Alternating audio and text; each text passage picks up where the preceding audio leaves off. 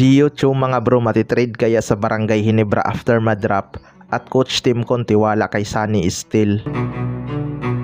So marami ngang nag-aabang sa draft pick ng Barangay Ginebra mga bro.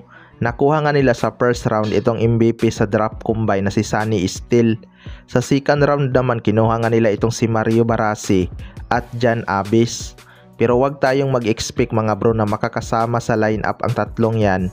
Pero itong si Sunny Steele may chance talaga tong makapasok mga bro dahil 6'3 din to at may magandang depensa. Alam naman natin na mahilig talaga si Coach Timcon sa mga player na may depensa. Small forward nga ang position nitong si Sunny Steele mga bro. At inaasahan na maging import stopper ito ng Barangay Ginebra. Baka makakakita na tayo ng Stephen Holt na more on offense dahil scoring machine naman talaga tong si Stephen Holt. Bumaba lang ang kanyang contribution sa opensa dahil ginawa nga siya ni Coach Timcon na import stopper. Although pwede namang pagsabayin ni Stephen Holt ang pagiging defensive at offensive player, pero nakakapagod nga yun mga bro, kaya magandang pick talaga tong si Sunny Steele dahil physical din tong maglaro. Sayang lang at hindi umabot sa kanila si Chris Miller mga bro. Magandang pick din sana to dahil 28 years old pa lang naman pala to. SMB nga ang nakakuha sa kanya at dagdag shooter na naman to para sa kanila. Matatandaan na si Chris Miller nga ang naging 3-point king sa draft combine, kaya masasabi ko na may tira talaga to.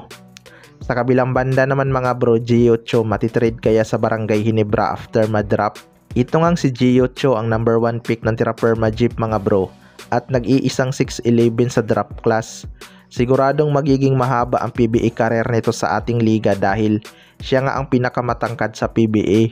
Magandang pangtapat talaga to kay Junmar Fajardo mga bro dahil bata pa tong si Gio Cho at nasa game shape pa ang kanyang katawan. Kailangan lang nitong masanay sa pisikalan, pero knowing na may international experience na to, handa na talaga tong makipagpisikalan sa ating liga. Bago nga ang draft na to mga bro, may hint nga galing sa source na ito ang magiging first overall pick tapos matitrade sa Magnolia Hotshots.